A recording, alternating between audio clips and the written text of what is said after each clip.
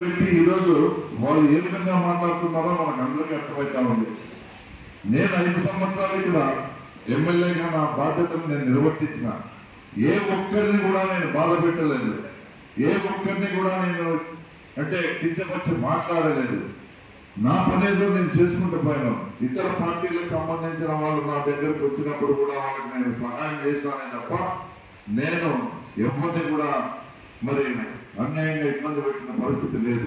అందరినీ కూడా ఒకే కుటుంబంలాగా చూస్తున్నాం. నేను ఎమ్మెల్యే, ఒక శాసనసభ్యుడు మరి కేవలం నా పార్టీ వాళ్ళకి మాత్రమే కాదు, ఈ గుంతకల్ నియోజకవర్గం సంబంధించిన ప్రతి ఒక్కరికి కూడా నేను శాసనసభ్యుడు అనే ఆలోచనతో ముందుకు పోయినానే తప్ప నేను ఏదో నా పార్టీ కోసమో నా పార్టీ నాయకుల కోసమో నేను ఖచ్చితంగా అయితే చేయలేదని కూడా చెప్తా ఉన్నాను.